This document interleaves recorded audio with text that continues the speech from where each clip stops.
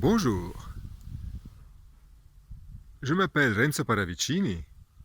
Je suis né le 1er février 1962 à Poschiavo, dans le canton des Grisons, en Suisse. Je suis issu d'une famille de conditions modestes, modeste tant sur le plan économique que culturel. Je suis arrivé en France en 1983, mars 1983, pour y passer quelques semaines de vacances avec une jeune Française que je vais rencontrer en Suisse. 37 ans se sont écoulés depuis, 3 enfants et la découverte d'un pays magnifique, tant par ses paysages que par son peuple, que par sa culture. Concernant ma carrière professionnelle, entre guillemets, je serai bref.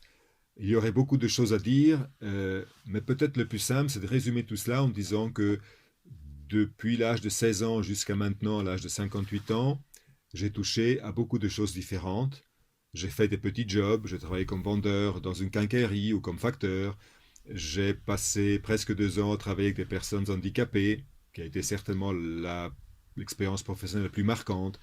Mais j'ai aussi travaillé dans la distribution, j'ai travaillé comme ouvrier agricole, dans la forêt, comme bûcheron, comme débardeur. J'ai été commercial, j'ai été responsable commercial et beaucoup d'autres choses. Ce que je retiens de tout ce parcours, de cette diversité, c'est qu'il m'a permis d'occuper à la fois des fonctions très différentes, où j'étais aussi bien à l'étage, je dirais au rez-de-chaussée, voire au sous-sol, en tant que manœuvre, en tant que personne qui n'est vue par personne, et qui fait un travail certes utile, mais qui souvent ne rencontre aucune considération. Mais j'ai eu aussi l'occasion et la chance de pouvoir, par exemple, créer une petite entreprise, créer des emplois, et donc avoir la possibilité de gérer aussi des salariés de la façon dont cela me semblait à moi être normal et juste. J'ai donc une vision, je dirais, assez large, assez panoramique de ce qu'est le monde du travail dans des choses, dans des domaines très différents, encore une fois, de l'agriculture à l'informatique, du concret où on a mal au dos à la fin de la journée, jusqu'à des emplois ou des fonctions où on met le costume et la cravate et on va faire des présentations à des comités de direction ou à des responsables informatiques, par exemple. Et cela m'a donné une vision très diversifiée, une sensibilité aussi euh,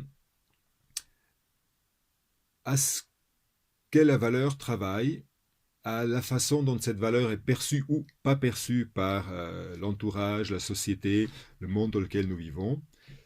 Euh, et aujourd'hui, à 58 ans, je me trouve dans la position d'un chercheur d'emploi.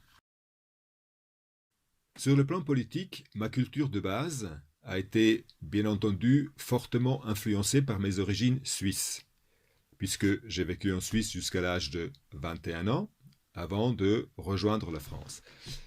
Et comme vous le savez certainement toutes et tous, en Suisse, le système politique suisse est très différent du système français. Notamment, il existe quelque chose que j'oserais appeler une véritable démocratie. Peut-être n'est-elle plus qu'elle a été il y a 20-30 ans. Néanmoins, le peuple suisse dispose encore de la possibilité de s'exprimer et de s'exprimer par-dessus la volonté des gouvernants.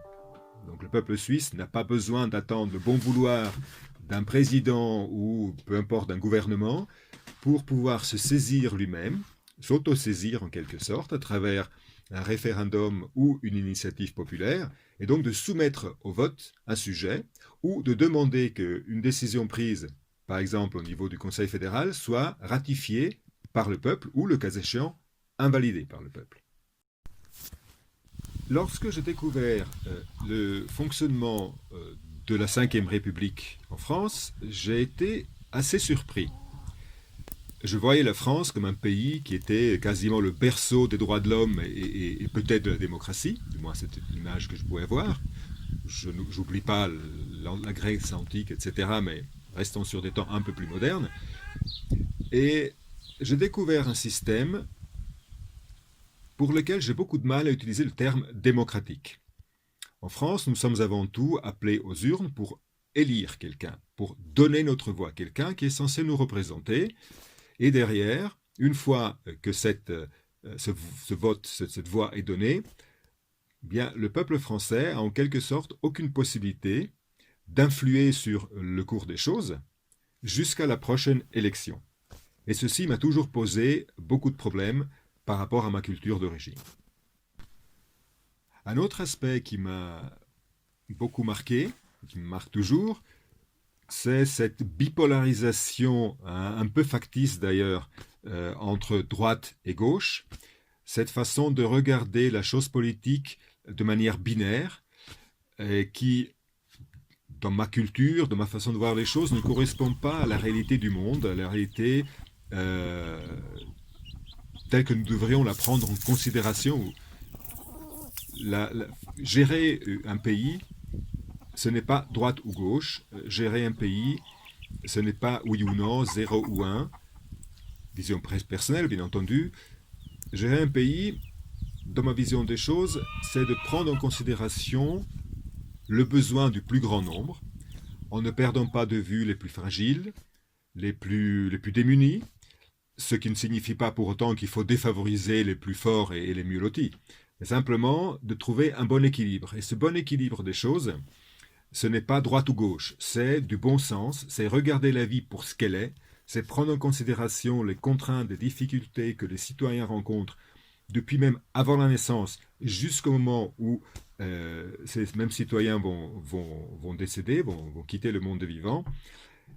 Et cette prise en compte-là, pour moi, ne s'accommode pas d'une vision binaire droite ou gauche.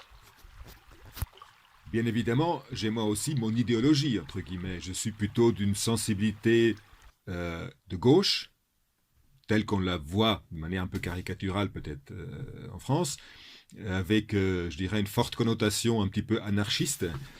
Ce sont mes balbutiements politiques en Suisse en tant qu'adolescent, mais qui finalement me sont quelque part un peu restés. Mais gauche ou anarchiste, peut-être, mais d'abord et avant tout, je dirais humaniste. Mettre au centre de la politique le souci de l'humain dans ses besoins fondamentaux, que sont la santé, l'éducation, pouvoir se nourrir, pouvoir se loger, pouvoir vivre décemment. Décemment. Ça me paraît quelque chose d'extrêmement important. Je suis intimement convaincu que personne ne détient une vérité, personne ne détient une bonne façon de faire, personne ne sait ce qu'il faut. Je suis d'ailleurs, par ailleurs, intimement convaincu qu'il n'y a pas d'homme ou de femme providentiel. Ma conviction est que la politique, la façon dont un pays est géré, doit être un effort collectif, avec bien entendu des représentants, une structure, une organisation, ça va de soi, c'est du bon sens à l'état pur, mais ça doit être avant tout un effort collectif dans lequel on doit impliquer le maximum de personnes, et c'est à cela que sert justement la démocratie, le vote, non pas l'élection. Donc, la mise en place de procédures, de façons de faire qui permettent à une large part des citoyens de prendre part à la réflexion et d'exprimer le résultat de cette réflexion très large, qui en France pourrait être faite par plus de 40 millions de cerveaux, plus de 40 millions de personnes avec leur culture, leur formation, leur origine, leurs aspirations différentes. Donc, la bonne façon de décider, la bonne façon d'avancer, la bonne façon de contribuer à la chose commune, c'est cet énorme cerveau collectif qui s'exprime à travers le vote, mais qui est bien entendu sous-tendu par un système organisé, structuré, avec des règles et avec également, à un moment donné, la possibilité de prendre des décisions. Je suis arrivé à Front Populaire et compagnie de manière tout à fait naturelle. Je suis ce que Michel Onfray dit, écrit, publie et peut raconter dans diverses interviews depuis longtemps, depuis plus de 20 ans, très certainement, je ne me rappelle plus bien.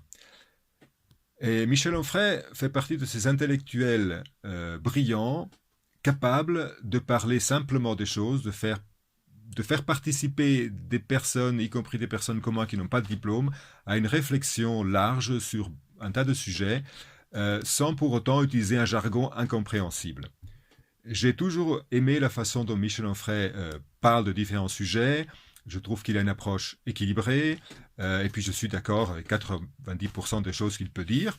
C'est déjà un bon point de départ. Et lorsque Michel Onfray et Stéphane Simon ont annoncé la création de Front Populaire, j'ai immédiatement adhéré à la démarche.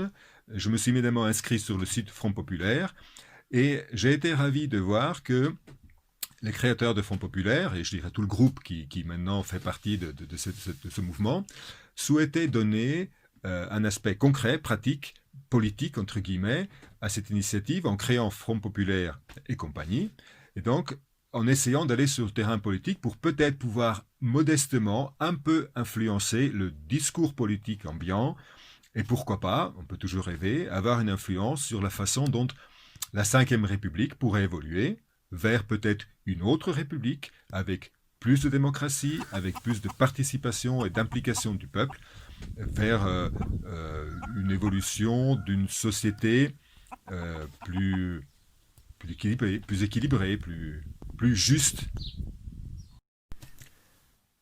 Merci à toutes et à tous pour la bienveillance dont vous voudrez bien faire preuve en écoutant ces quelques sons mal enregistrés, ces quelques images mal cadrées.